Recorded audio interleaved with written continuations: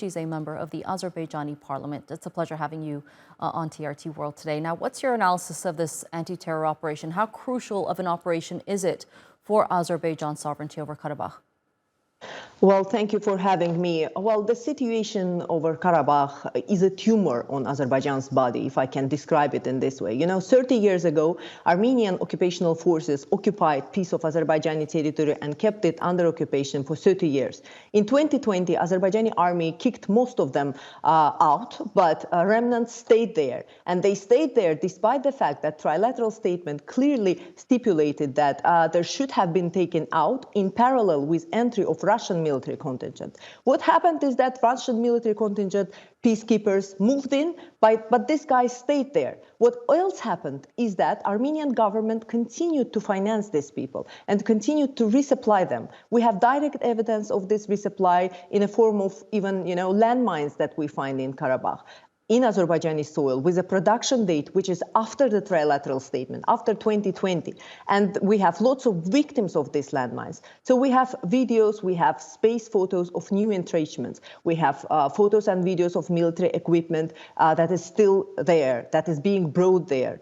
We recently have seen a guy who is the Armenian military conscript who openly admitted on the Lachin border to TV channels that he's serving his time as a military man in Khankandi, which makes him a part of Armenia's occupational army. So all this proves that Azerbaijan is trying to clean its territory from these occupying forces. So it's like a tumor. We cut almost most of it, but remnants remains. And if Azerbaijan wants to be healthy and if international law is to be respected, then the pieces of this tumor should be cut out. Well, I'm sure, I must say that I am absolutely confident that Azerbaijan will act in a surgical way. I'm sure that it's going to be only military targets, only military targets. We proved it with all of our actions in 2020 war, and we are proving it today. So we will be extremely careful and the military targets will be targeted. But unfortunately, this is necessary, and unfortunately, it is unavoidable. Well, keeping this operation in mind, what do you think Pashinyan will do moving forward, particularly with the Armenian separatists?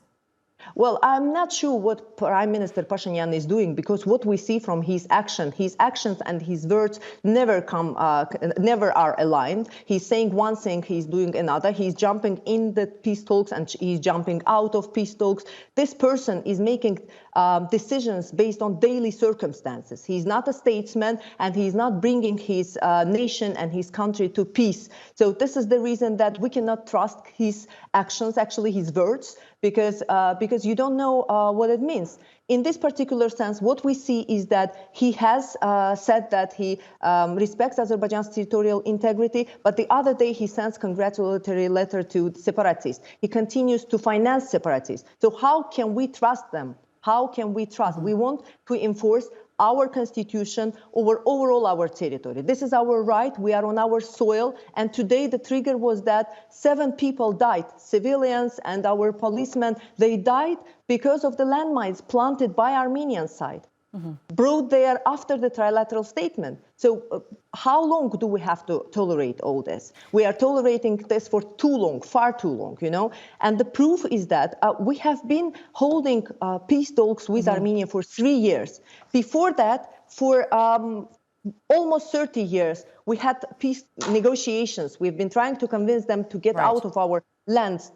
We had 4 UN Security Council resolutions. We had dozens of other documents proving the fact of occupation, but they've been completely ignored by Armenian side. So, speaking about the Armenian side, given the influence that the U.S. has over Armenia and the fact that they recognize Azerbaijan's sovereignty over Karabakh, what reaction can we expect from the U.S.?